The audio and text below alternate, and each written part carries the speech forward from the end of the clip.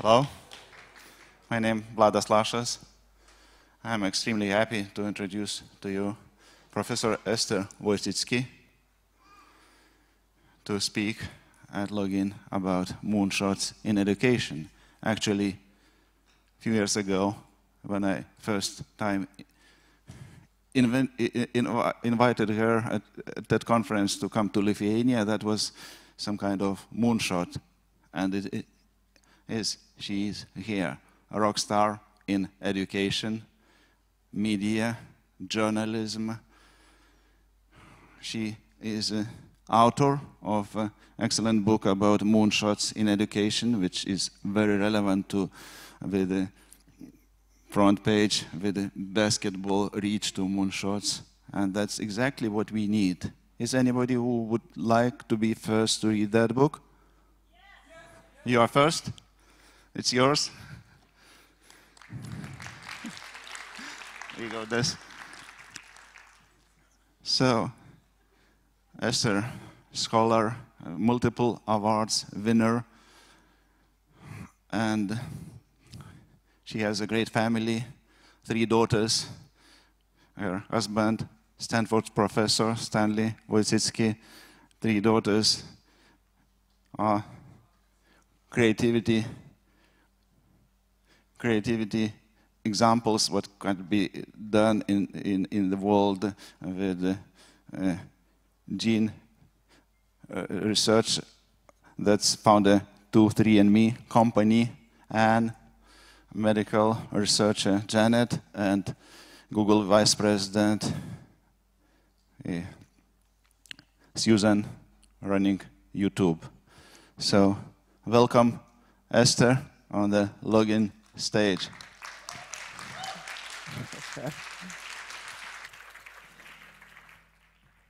Thank you. I'm very excited to be here. Thank you very much for that great introduction. And it's just really exciting for me to be in Vilnius. My grandfather actually was born here in Vilnius, so it's exciting for me to be here. My passion for the last 30 years has been education. And I have experimented originally, actually, have to confess, with my daughters when they were born. So I had 3 kids under 5, and I just thought I would try out all these ideas on them. And fortunately, they all turned out okay. But, you know, it's always a risk when you're a parent, like, oh my God, what are you doing to them? In any event, I went from experimenting on my daughters to the classroom. And I've been a teacher for 30 years. Actually, it's going to be 33 years in Palo Alto High School. And my passion has been to make education as effective as possible and to change the way that we're actually educating our students. And that's based on my experience when I first started teaching in 1984. I actually, you know, when you're a new teacher, you have to follow all the rules. They tell you what to do, and you just have to do it, whether you like it or not. So I followed all the rules, but then I realized, like halfway through the first year, that my students weren't learning anything, because basically what they were doing is reading a textbook and then writing about it, and then on Friday they had a test. And it actually didn't seem to work. They didn't remember anything longer than about 2 weeks. So as a non-tenured teacher, you know, you take a risk.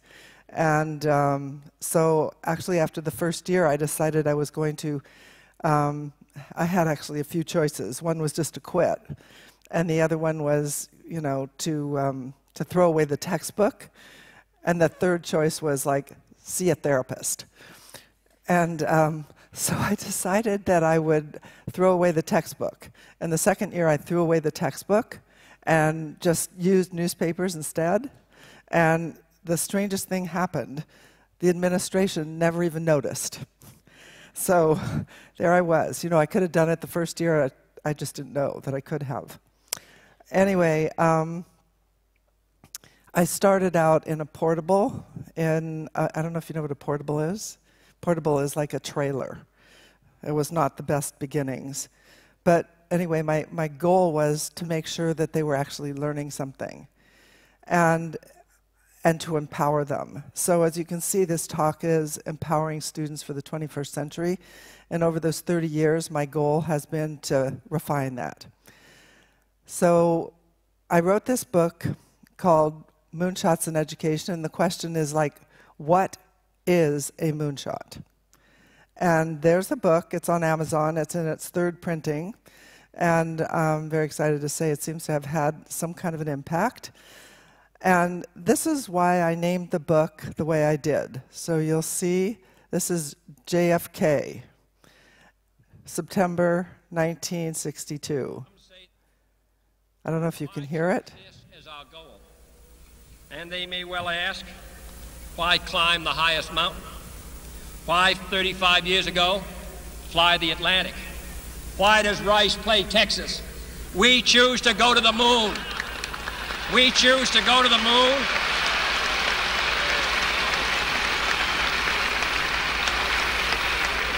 We choose to go to the moon in this decade and do the other things, not because they are easy, but because they are hard. Because that goal will serve to organize and measure the best of our energies and skills. Because that challenge is one that we're willing to accept, one we are unwilling to postpone, and one we intend to win. So that talk inspired me all those years ago, inspires me now, inspires me. The world needs a moonshot in education, not because it's easy, but because it is hard, and it's because it is one we can't afford to postpone. We need it now, and we intend to win. In this talk, I'm going to tell you about this moonshot. So we need one because the only way to predict the future is to have the power to shape the future. And who should have the power to shape the future? The youth, the young people all over the world. They should have the power to shape the future. But in fact, they don't. So my goal is to empower students so they can shape their future. So why do we need to change education? Everybody keeps talking about, oh, education isn't very good. We have all these problems with education. Why do we need to change it? It worked for 500 years, so why is it not working now? Because what's happened now is that we have changed the way we learn. We learn differently. Only a few years ago, students had absolutely no choice. They had to go to a lecture and sit there and listen and take notes and then write about it on an essay or some kind of a test. That was one way. Second way, go to the library. Third way is get a book. If it wasn't from the library, from someplace. Those were the three sources of information. And today, this is how we learn. You all learn this way. We all have this information on our computer. We have it in our pocket. We have it in front of us all the time. The question really is, when is the last time that you guys have been to the library? Maybe you go to a bookstore, but people get all the information today by going online to Google or to some other source. But we're still teaching like we had no internet. And this is what it looks like in most colleges.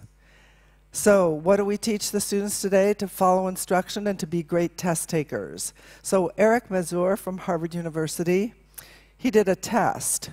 He teaches physics, and he discovered that after 2 weeks, his best students in physics only remembered 32% of what they had learned.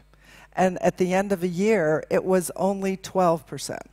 So why are we teaching the way we're teaching? Why are we teaching kids through memorization, which is basically what the tests are? What employers want and what we really want is we want creative employees, critical thinkers, good communicators, good collaborators, and independent thinkers. So the question is, how can you learn to be creative by reading a book about it? Or how can you learn to be a good communicator by reading about it? You have to do it in order to learn. So do we really want a nation of sheep who follow instructions? think we have a system that does that? Or do we want a nation of creative people who think? I mean, it's worldwide. I think we've seen examples of this in some of the elections in the United Kingdom and in the United States. So traditional education does not encourage creativity. Real-world projects do. So at this login, I have been incredibly impressed with all the young people here. They are ones that somehow manage to be creative in spite of it. And most of the ones that I've talked to turned out to be rebels in the classroom. In other words, they were the ones that did not follow the instructions. So what does a moonshot in education look like? I'm just going to show you. These are my classes, or this is these are some of my students. And this is just, it looks like a regular sort of ordinary slide, but these are the keys to making it work. Trust, respect, independence, collaboration, and kindness. And I put it into a little acronym called TRIC. It's in the book. If you examine the kind of education that they have in Finland, it's all based on this. I didn't know anything about Finnish education to start, but this is what I found through 30 years of being in the classroom. This is what works. The culture of the classroom. By the way, this is my classroom. Doesn't look like traditional classroom, but actually this is after I got out of that portable. So here I am in the class. Notice that this student isn't even paying any attention to me. Here is another example of a class. This is what it looks like when you do this collaborative type of teaching. And so here's another example. This just to give you some ideas. This is another one. So to achieve this moonshot, what we need to do is to change the mindset of the teacher and the community. And we need to change it so you go from the sage on the stage where you lecture all the time to a guide on the side where you're a coach or a mentor. But it's really hard to change because teacher mindset is basically to maintain control. These are the books in the United States that most teachers come out of schools of education with. I'm sure it's true here in Lithuania. I'm sure it's true all over the world. As a matter of fact, if you do a Google search for classroom control, you have 150 million results. Clearly, people are looking for how to control those kids. So the goal of the moonshot is to give students some control of their learning, to change the mindset of teachers so that they can do that, and to provide passionate people for the 21st century who know how to learn and teach themselves using these digital tools that we have. Here are some of the critical skills kids learn in a real-world project-based curriculum. So risk-taking. Just think as I go through these, which ones of these can you learn just by reading about it? Grit and resilience. Problem solving, tolerance and ethics, decision making, curiosity and questioning, conflict resolution, leadership and followership. You only learn these by being part of a group where you're practicing, making mistakes, failing, getting up, and doing it again. Networking, innovation, entrepreneurship, project management, art and aesthetics. You'll see in a minute what I'm talking about with that. Technical skills, you have to do it. When I first started teaching, I used to do a great demonstration of how to use Adobe Photoshop, and I looked great doing this demonstration. And then after 2 days of lecturing about it, I let the students do it, and they couldn't do anything. Nothing. So I have changed the whole method of teaching that. Creative thinking and design thinking. You cannot learn those unless you are actually doing them. So real-world project-based learning creates passionate learners. So I talk a little bit, this is the latest thing I'm doing in science, and I think it is something that it's Explore Planet 3, and it's based on NASA data. Students actually work in teams, and it's gamification of science. And the mission is to empower the next generation to solve complex challenges facing our planet by taking science education to a new frontier using gamification and project-based learning. So the next 50 years will really determine the fate of the next 10,000 years. Thank heavens we have at least most of the nations are involved in this Paris Agreement. We are waiting to see whether they all are. Anyway, what they're doing in Planet 3 is this is my book, of course, and then what they're doing is writing about different things that they find in their own communities using the data that they collect on Planet 3. And so they'll have a magazine, Planet 3 magazine. This will come out this summer. And this is an example here. Nevada School takes Earth Day, and then the students write about it. This is another example of project-based learning. This is at Palo Alto High School, just happened last week. And students, we have about 200 students doing what is called applied academic research.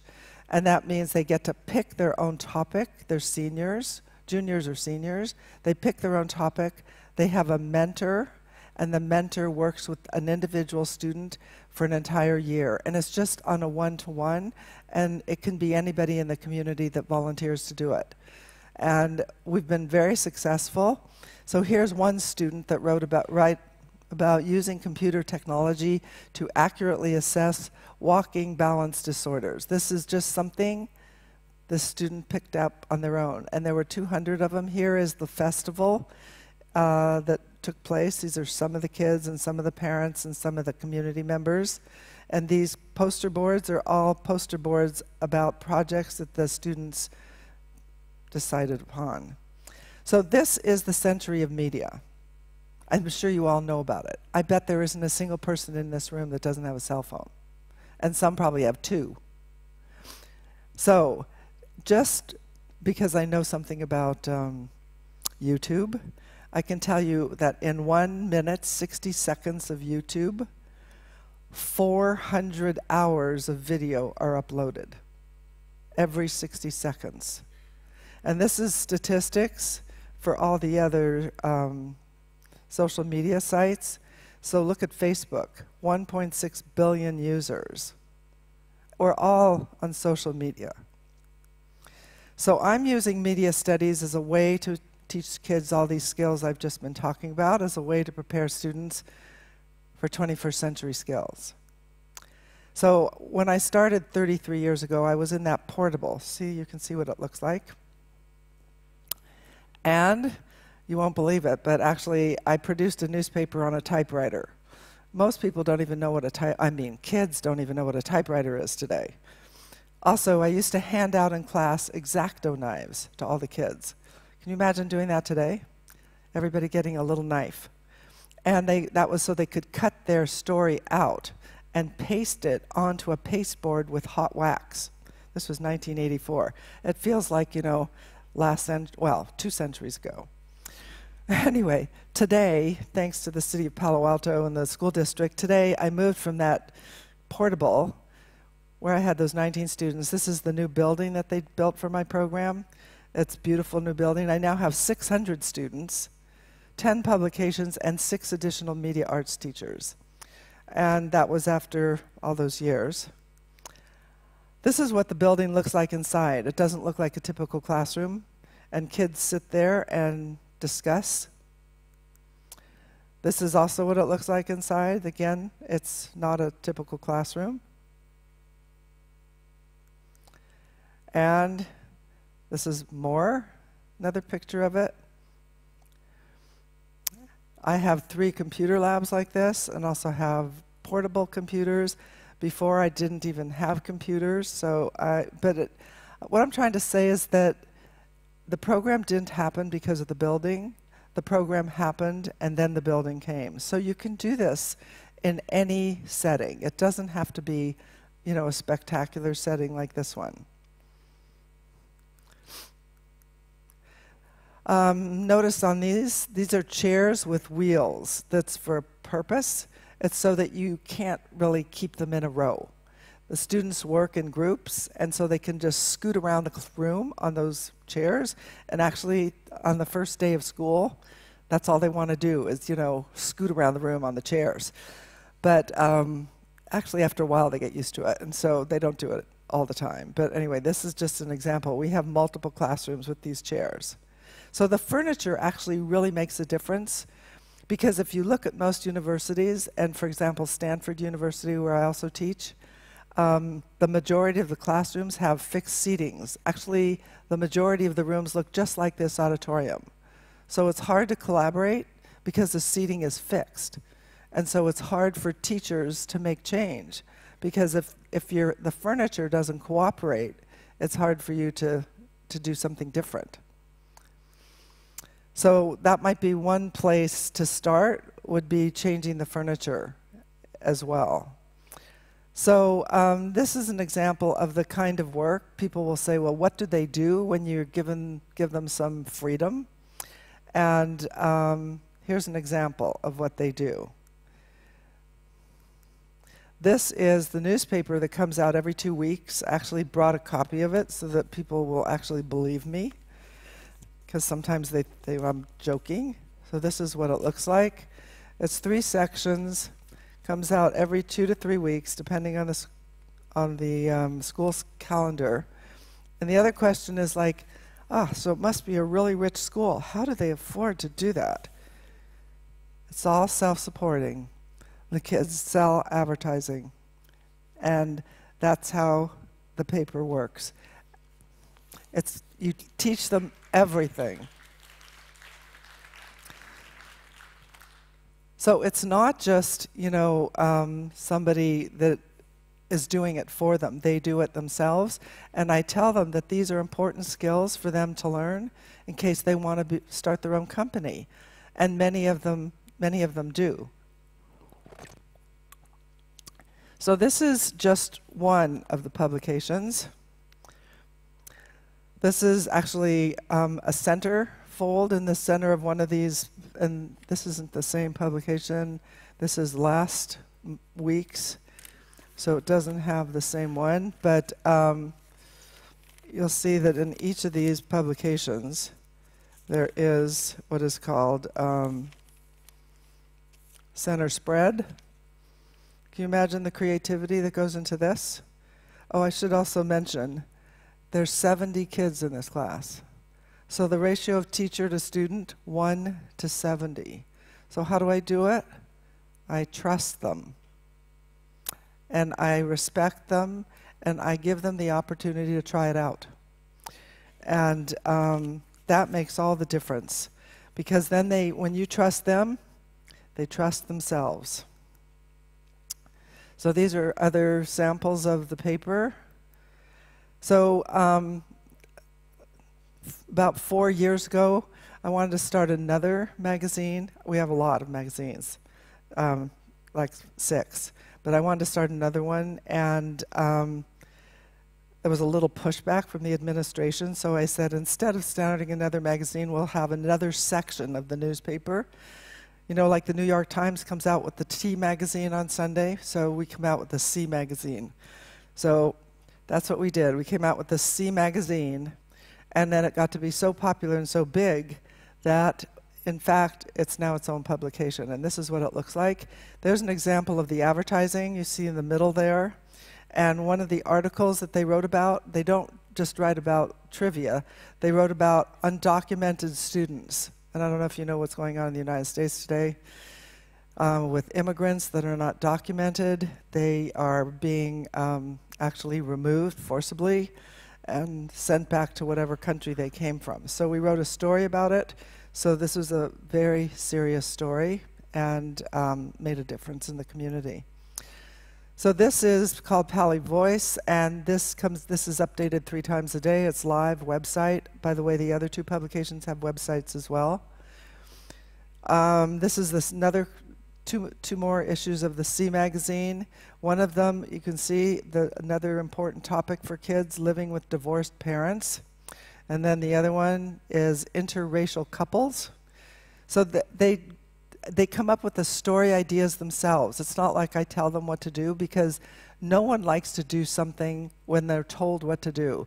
But if you give them the opportunity to come up with their own ideas and work on their own stories, they don't ever want to go home. Actually, that's one of the problems I have. They don't want to leave. So at 5:30, I was like, everybody has to go home now. And so you'll see more. This is another example of the C magazine. This is called Verde magazine, and this one, C magazine, by the way, C magazine was 48 pages long, and this one is 80 pages long. Verde, I started that magazine in 2000, and these again are all topics. And by the way, all the art is done by the kids. Everything. Art, writing, story ideas, advertising, everything. So this is a platform for learning how to be an independent citizen in the 21st century. So this is the online site for Verde magazine, and notice they're talking about Planned Parenthood. This is a sports magazine. I couldn't get all the boys to join, so then I started a sports magazine, and then they all joined, and then they write stories about themselves. Well, actually, they write about each other. You're not supposed to write about yourself. And this magazine's also 80 pages long, and they come out every 6 weeks. This is a magazine about foreign affairs. Again, they decided that they were going to do this themselves, and this is just one issue of Agora, the Foreign Affairs magazine. This is a photography magazine for kids that like photography. This is, again, this is the website. It's another view of the website. We have a television program that every single day, so the kids learn to be anchors. And actually, what's really funny is that they do their own weather report, as you can see it here. It's pretty funny. And so now how do they do it? Because I can't correct all this stuff. There's 6 other teachers, but none of us can correct all this text. It's huge. So this is an example of how they do it. It's all on Google Docs. So they upload their story to Google Docs. You can see the time that it's uploaded. And they share it with each other, and then they edit each other's work.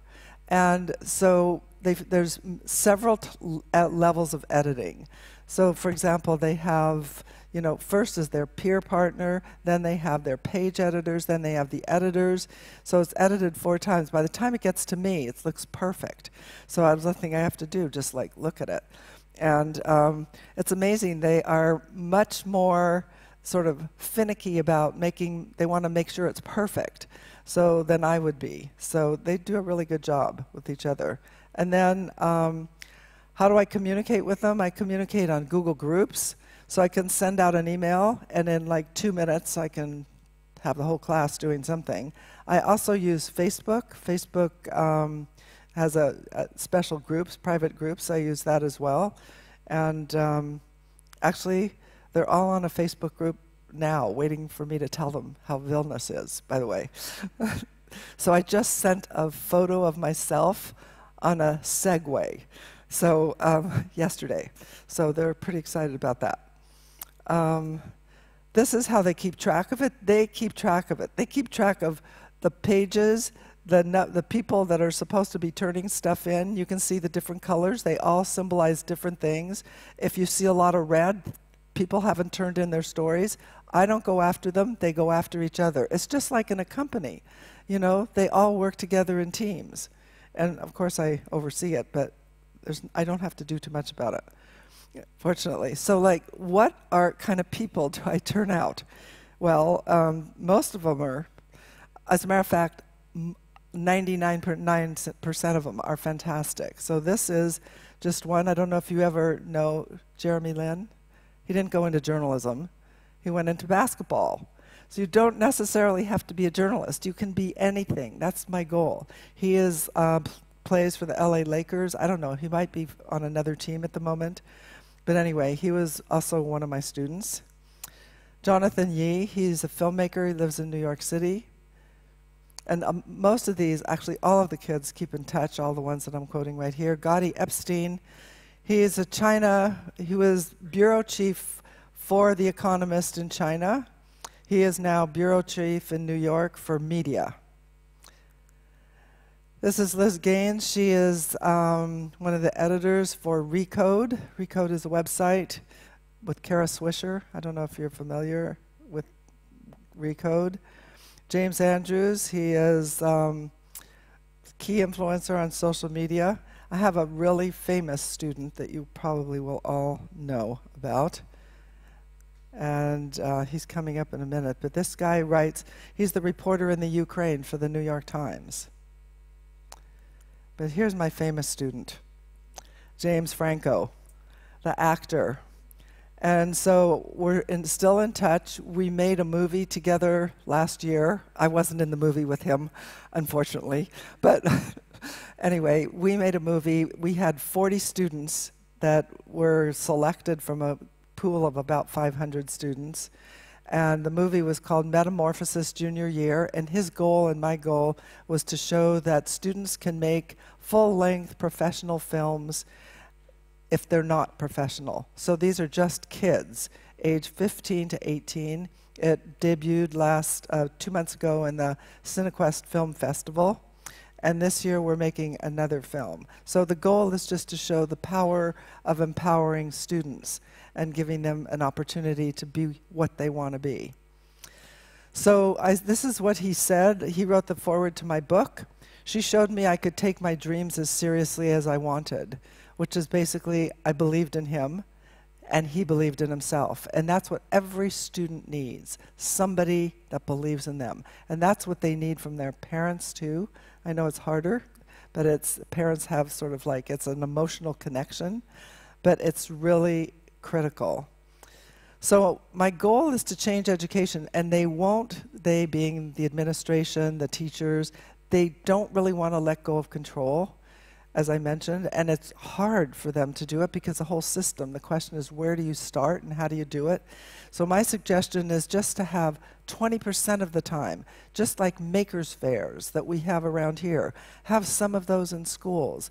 Life as a teacher is so much easier if you don't have to fight with the kids all the time. If they do you make a suggestion, or they do what they feel empowered to do.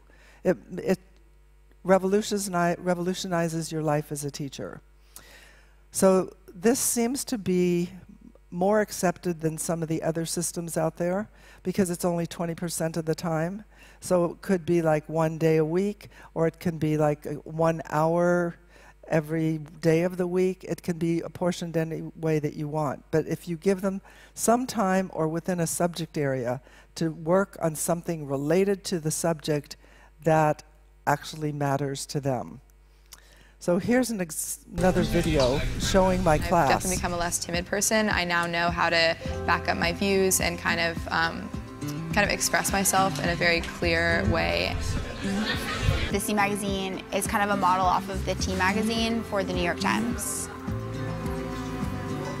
There's 5 of us who really run the show. The teachers really aren't involved, and so we're in charge of everything. Every staff member on the magazine has to go out and sell ads to help fund our magazine. Today we're doing story ideas for our next edition of the Campanile. I'm going to talk about why there's a negative stigma towards hard work at our school. It's really great. It's so much different than every other class I take at Pally, simply because there's no one telling us what to do. There's no guidance.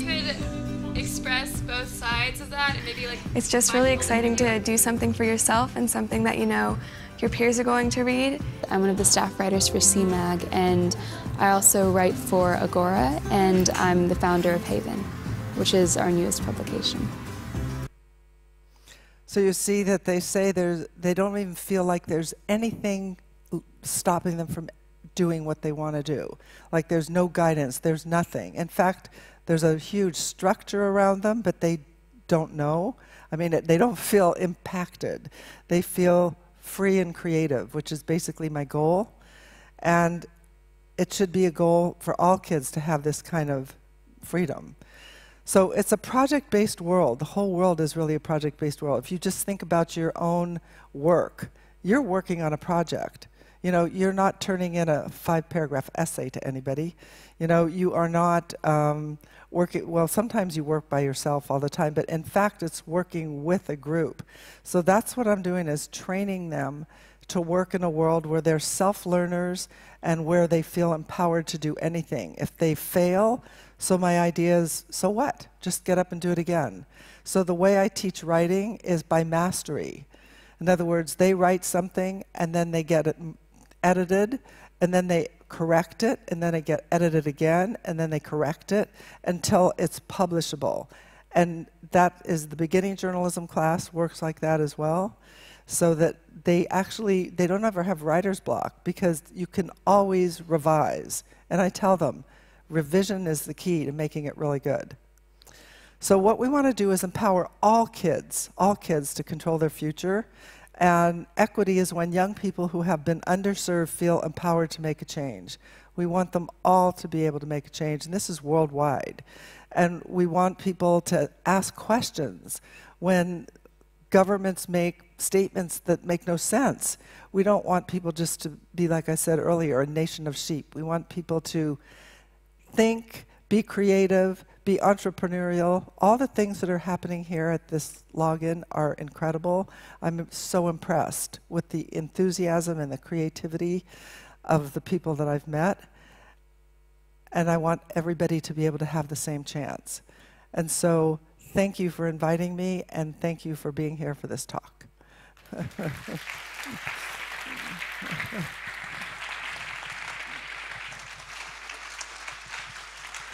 Okay, thank you. Thank you, Esther. And that concludes our last session here. But everywhere else, there are still sessions going on, like in Vaga Knygynas, where Asset is doing the security sessions, so you can join that. Vaga bookstore, maybe. Thank you.